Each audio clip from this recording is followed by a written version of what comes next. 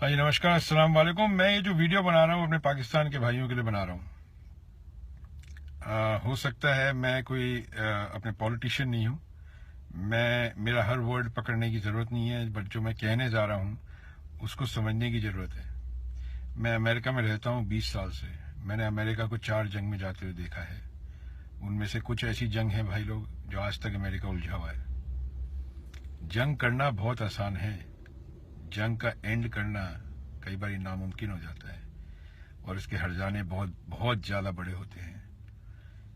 देखिए, आज अमेरिका में हम लोग पाकिस्तानी और हिंदुस्तानी भाई लोग सब साथ रहते हैं, साथ में त्यौहार मनाते हैं, हमारे बच्चे साथ में पढ़ते हैं, यहाँ तक कि हमारे बच्चों की टीम जैसी हैं जो कि अंग्रेजों के खिलाफ खेलती है। बास्केटबॉल हो गया, बेसबॉल हो गया, अलग अलग स्पोर्ट्स। आपकी जो सियासत है वो भी भ्रष्ट है, हमारी जो सियासत है वो भी भ्रष्ट है। प्रॉब्लम सारी यहाँ आ जाती है भाई कि अपनी अपनी गलतियां मानने के लिए तैयार नहीं है। अगर हिंदुस्तान और पाकिस्तान जंग में जाता है, गुर्बत, criminalization of economy, of the society, ये सब चीज होंगी। क्या ये चीज पाकिस्तान अफोर्ड कर सकता है? क्या ये चीज इंडिया अफोर्ड कर सकता है आज की तारीख में?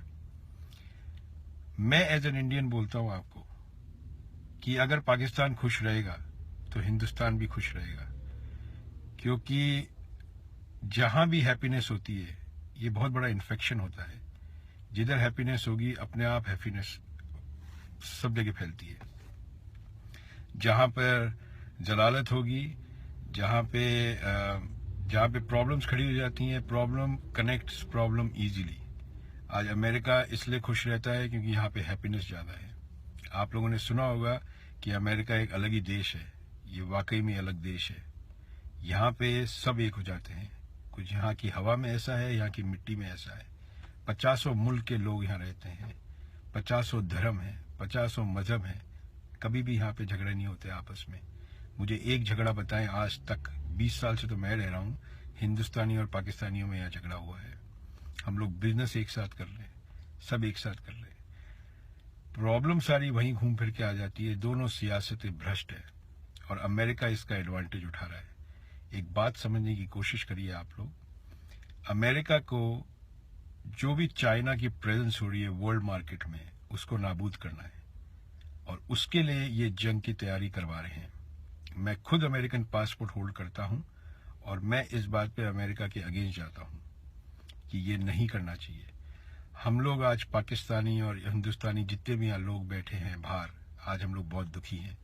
हमें पता है बात कि दोनों देश कम से कम 50 साल पीछे चले जाएंगे और दोनों मुल्कों में जो भी करप्ट है वो 50 साल आगे निकल जाएंगे।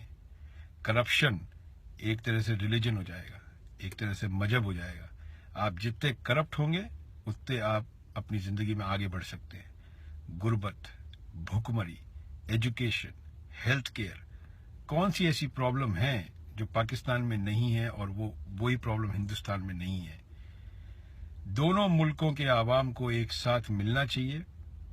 रेहान अल्लाहवाला साहब, राम सुब्रमण्यम साहब, ये लोग अपने लेवल पे जितना कर सकते हैं करते हैं।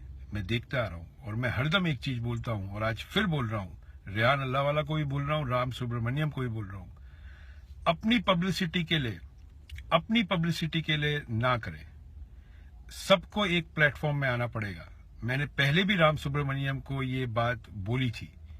राम सुब्रमण्यम साहब, अगर आपको काम करना है, we all need to come on to one platform. Everybody from Pakistan, जितने पीस मॉन्गर्स हैं, फ्रॉम इंडिया जितने भी पीस मॉन्गर्स हैं, सोशल मीडिया पे पब्लिसिटी कराने का कोई मतलब नहीं है। मेरे वीडियो भी बहुत शेयर होते हैं, 10,000, 20,000। अगर मेरे वीडियो से एक आदमी की भी सोच बदलती है तो वो अच्छी बात है। मगर ये जो हो रहा है अब इस टाइम, इस वक्त, आपकी जरूरत है राम सुब्रमण्यम साहब, रेहान अल्लाहवाला साहब, आपकी भी जरूरत है। आपके भी बहुत लोग सुनते हैं, 500,000 people are following you. Ram Subramaniam की भी सुनते हैं, मेरे भी कुछ सुन जाते हैं। मैं तो एक बहुत छोटा सा आदमी हूं। आज अमेरिका में बैठ के बस ये समझ लीजिए आंखों में आंसू नहीं आ रहे।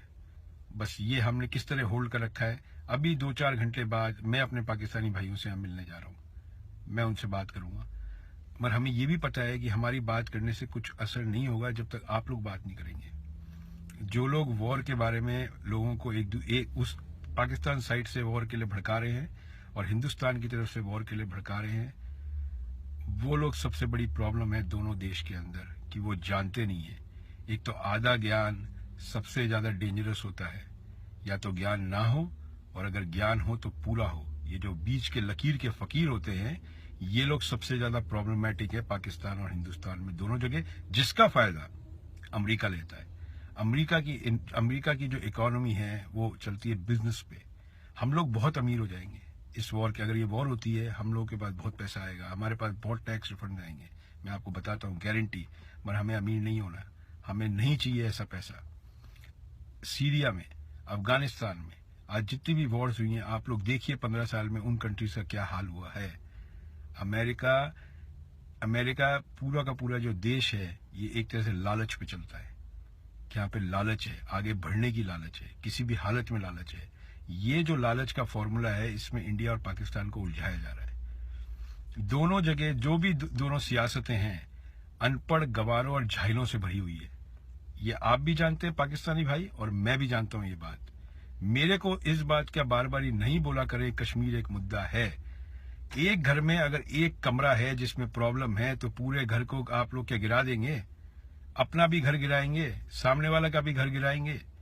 ये एक सोची समझी रणनीति करी जा रही है, ठीक है। और इसके अंदर सबसे बड़ा जो हाथ प्ले कर रहा है वो अमेरिका है, जो बदकिस्मती से हम लोग इस कंट्री में हैं। अब और इससे ज्यादा क्या बोलूं मैं, आप लोग ये समझिए, सब अपन लोग भाई की तरह रहेंगे। सारा कंट्री अगर करता है, तरक्की करेगा, तो मैं आपको दावे के साथ कह सकता हूँ 20-25 साल के अंदर अंदर अमेरिका पीछे होगा पाकिस्तान और इंडिया से। इकोनॉमिकली, सोशली पीछे होगा। एजुकेशन में पैसा चाहिए, असले में पैसा नहीं चाहिए। हमारी कंट्री भी असले में पैसा लगाती रहती है, क्यों लगाती है मुझे समझ में नहीं आता। मैंने पहले भी एक वीडियो डाला है कि 26 जनवरी को नुमाइश होती है, वो नुमाइश होती है तो उसको यूज करो। मैंने डाला ये वीडियो, मगर मैं समझना चाहता था असली में सोच क्या है पाकिस्तानी और हिंदुस्तानियों की। वो सोच के बाद ये सारी बात हुई है। और अभी मेरी बात हुई रेहान अल्लाहवाला से। रेहान अल्लाहवाला का एक ही वर्ड था, that he is broken. He is broken, क्योंकि वो जानते हैं, वो भी इंटरनेशनल लेवल पे बिजनेस करते हैं, उनको पता है कि बिजनेस कितना इंपॉर्टेंट है आज की तारीख में, नॉट द वॉर। वॉर आप स्टार्ट कर देंगे, इसको बंद नहीं कर पाएंगे, ये गारंटी है। क्योंकि बीच में जो बैठा है वो बैठा है बब्बर शेर हाथी, उसका नाम है यूनाइटेड स्टेट्स ऑफ अमेरिका। एक बात समझिए, लोगों की बातों में मत आइए। जैसे दो कौम के लोग एक दूसरे को भड़काते हैं, वैसे ही देश भी एक दूसरे को भड़काते हैं। उधर से रशिया भड़का रहा है, इधर से चाइना भड़का रहा है, इधर से अमेरिका भड़का रहा है, और हम बेवकूफों की तरह आपस में लड़ मरेंगे। और इससे कुछ नहीं होने वाला। यहां से खूब बिकेगा असला, खूब बिकेगा असला, हमारे बैंकों में पैसा आएगा। जो हम लोगों ने 2007-8 में जो देखा था रिसेशन, 2010 से हम सब कवर कर लेंगे। हमारा बिजनेस चलेगा, हीरा बिकेगा, सोना बिकेगा, तेल बिकेगा, सब होगा। रियल एस्टेट बिजनेस भी यहाँ पे बूम पे चलेगा। मगर हमारे देशों में क्या होगा? एक पाकिस्तानी भाइयों से मैं पूछता हूँ, आपके देश में क्या होगा? हिंदुस्तानी जो भाई हैं उनसे पूछता हूँ, आपके देश में क्या होगा? हमारे देश में क्या होगा? भुखमरी बढ़ेगी, जहालियत बढ़ेगी, और दोनों की सियासत इसी भुखमरी और जहालियत के बेस पे चलती है। प्रॉब्लम सारी ये है, अनएजुकेशन के बेस पे चलती है। ठप्पे मार देते हैं बिना सोचे समझे कौन है सामने। तो मेरे भाई लोग दोनों के दोनों, मेरी इतनी सी रिक्वेस्ट सुन लीजिए, आपस में बात करिए, समझाइए एक दूसरे को। यूट्यूब पे वीडियो डालिए धड़ाधड़, यूट्यूब में डालिए, अपने अपने वीडियो डालिए। पाकिस्तानी डाले वी लव इंडियंस, इंडियंस डाले वी लव पाकिस्तानी। 17 मर गए, 170 सर चाहिए। चलो भाई 170 सर ले आए, तो सामने चूड़ियां तो नहीं पहनी हुई जो लोग ये बोल रहे हैं। कोई बात करने का तरीका, वो 170 फिर आपके 200 मारेंगे, आप बोलेंगे फिर 2000 चाहिए, वो 2000 मार के फिर आपके 5000 चाहिए। तो दोनों देश की जो आवाम है वो धीरे धीरे मरना शुरू कर देना। कोई भूख से मरेगा, कोई जंग से मरेगा। अरे यार थोड़ा सा इस्तेमाल करो दिमाग यार। ये कंट्री है, सारा तमाशा खेल रही है, कठपुतली का नाच करा रही है आप लोगों से। जरा समझिए प्लीज। और इस वीडियो को शेयर करना है तो कर लीजिए, मैंने तो आज तक बोला नहीं, मगर मैं ये बात आप लोगों के सामने रखना चाहता था, जो मैंने रख ली। अगर किसी को बुरा लगे पाकिस्तानी को या हिंदुस्तानी को, तो मैं आपसे क्षमा मांगता हूं। जैसे आप लोगों को करना है वैसे करिए, आगे आप लोगों की जिंदगी है, जैसे चलानी है चलाइए। Thank you.